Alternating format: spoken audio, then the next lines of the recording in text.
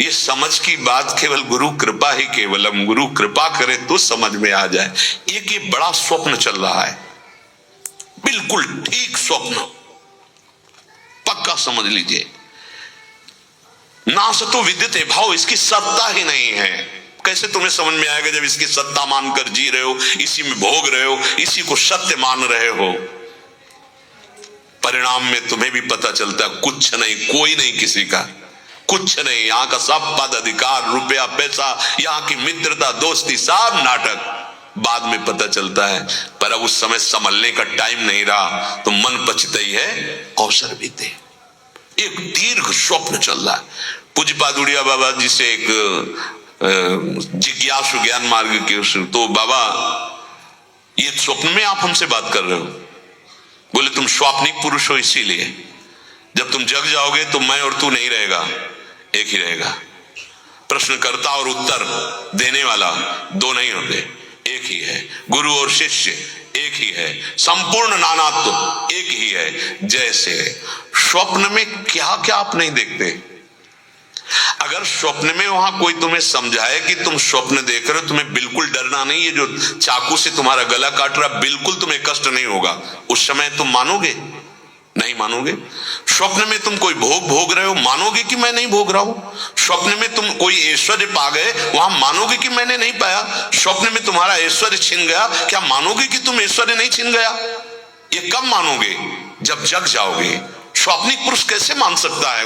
क्योंकि स्वप्न में विचरण कर रहा है सत्य मानकर। ऐसे ही ये त्रिगुण माया की अविद्या मोह में तुम नाना प्रकार की कल्पनात्मक भावनाओं में विचरण करते अपने स्वरूप का विस्मरण कर चुके हो। जिस समय जगोगे तो दो नहीं होंगे, एक ही होगा। एक, ना कोई दुराचारी ना कोई सदाचारी, ये केवल त्रिगुण माया के पर्दे पर दिखाई दे रहा है। जैसे फिल्म के पर्दे पर कुछ नहीं होता, पीछे से फोकस पड़ता है, ऐसे आत्म तत्व के प्रकाश में तुमने देहाभिमान को पुष्ट करके कल्पना, संकल्प, कामनाएं, वासनाएं जरा मिटाओ इनको, फिर देखो कुछ नहीं। जे जाने जग जाए हेराई, जागे जथा स्वपन भ्रम जाए। कैसे जानोगे? कहते संत लोग तो ऐसा बोलते हैं कि भगवान किसी का कोई है ही नहीं।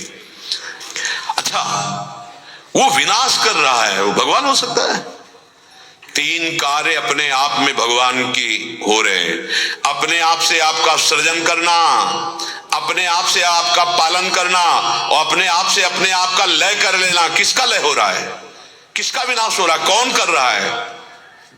अब इतनी ऊंची स्थिति बिना साधन के, बिना पवित्र हृदय के, बिना भजन के तुम जान जाओगे तो मान तो लो ना, श्रद्धावान लभते ज्ञानम।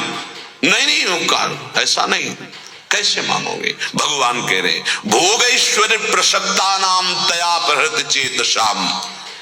ये भोग और ऐश्वर्य, भोग किसका? शब्द, स्पर्श, रूप, रस, गंध, ये पांच शरीर की आराम व्यवस्था, नाना प्रकार के भोगों को भोगने की लालसा, भोग में रत, और ऐश्वर्य रुपया, पैसा, मकान, नाना प्रकार का पद प्रतिष्ठा का ऐश्वर्य। इसमें जिसकी सत्यत्व बुद्धि है, प्रियता है, खिंचाव है, महत्व बुद्धि है, उसे भोगैश्वर्य प्रसक्ता नाम कहते हैं। वो कभी ये निश्चय ही नहीं कर सकता कि भगवान है, भगवान को प्राप्त करना हमारा परम कर्तव्य है, या हमें इस संसार के द्वंद्वों से मुक्त होकर अपने स्वरूप में स्थित होना है। हो ही नहीं सकता।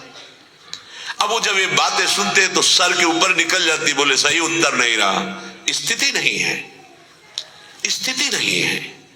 ये स्थिति जब तक साधन में, पूज्य श्री राधा बाबा से जब कोई प्रश्न करता तो उत्तर देने के पहले पूछते थे कितना नाम जप करते हो? पहले बताओ कितना नाम जप करते हो? बोले इतना। नहीं, जाओ 1 लाख नाम जप करो, 1 महीना, फिर इसके बाद आना तो हमारी बात सुनोगे तो कुछ समझ में आ जाएगी। नहीं समझ में आएगी। क्यों?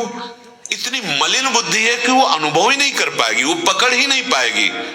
नानात्व में फंसी हुई बहुत शाखाओं वाली, कामना वाली बुद्धि एक निश्चय वाली होती ही नहीं, तो परमात्मा तत्व को कैसे जान ले? अगर मान लो तो जान लोगे। बड़ी बड़ी साधनाओं के बाद जो महापुरुषों ने अनुभव किया है, वो मान लेने मात्र से तुम जान जाओगे। यही संत समागम का विशेष फल होता है। तुम्हें उतना तप और साधना करने की आवश्यकता नहीं है।